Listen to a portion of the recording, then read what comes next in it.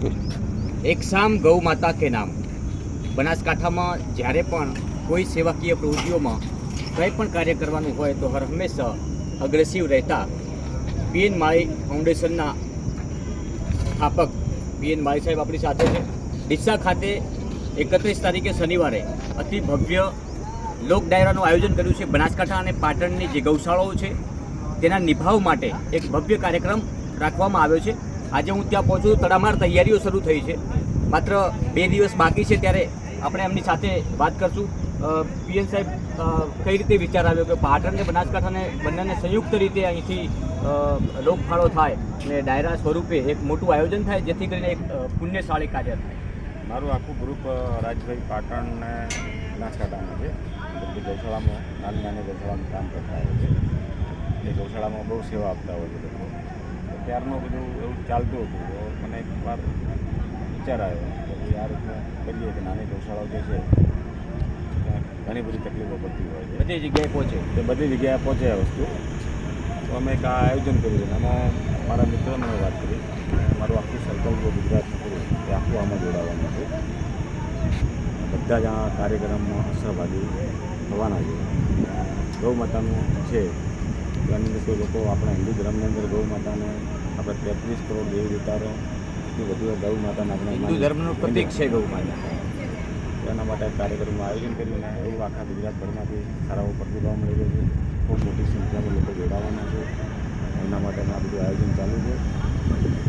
લોકો સુધી આખું બધું જે અમારું 31 જે કાર્યક્રમ છે પણ પરમ દિવસે સાંજે આખો કાર્યક્રમ બધું ક્લિયર કરી દઈશું. બધી રીતના અમારી ટીમ અમે બધા લાગેલા છીએ. 24 કલાક અમારું કામ ચાલુ છે. આ રીતના અમારું આયોજન ગાયો માટે કર્યું છે.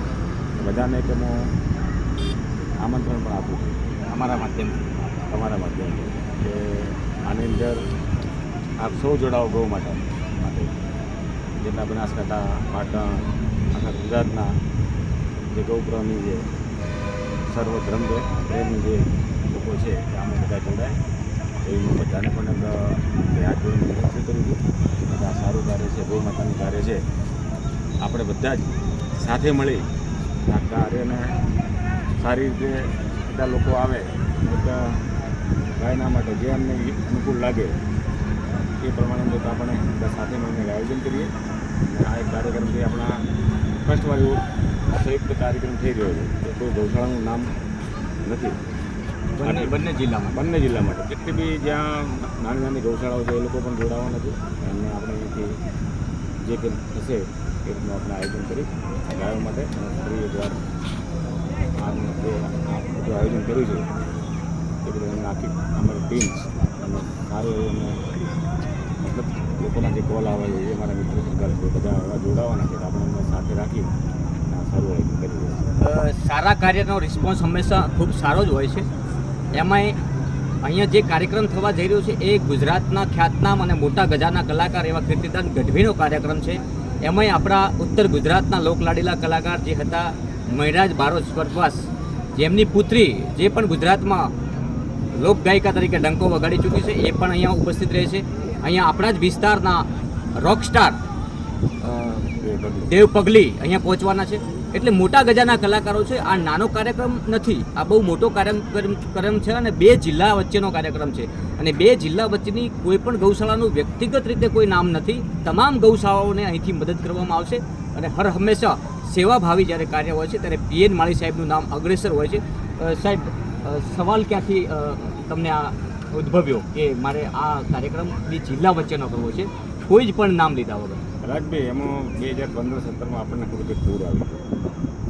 હા, એમાં ટેટાડા ગૌશાળાની અંદર હું મારા મિત્ર સર્કલ અમે 10 જણા ભેગા થઈને 1 કરોડ ને 11 લાખ રૂપિયા આપ્યા હતા. પછી અત્યારે શેડો બનેલા છે સૌથી પહેલાં મેં કરી. એના પછી અમે અનેક ગૌશાળાના કામો કર્યા છે.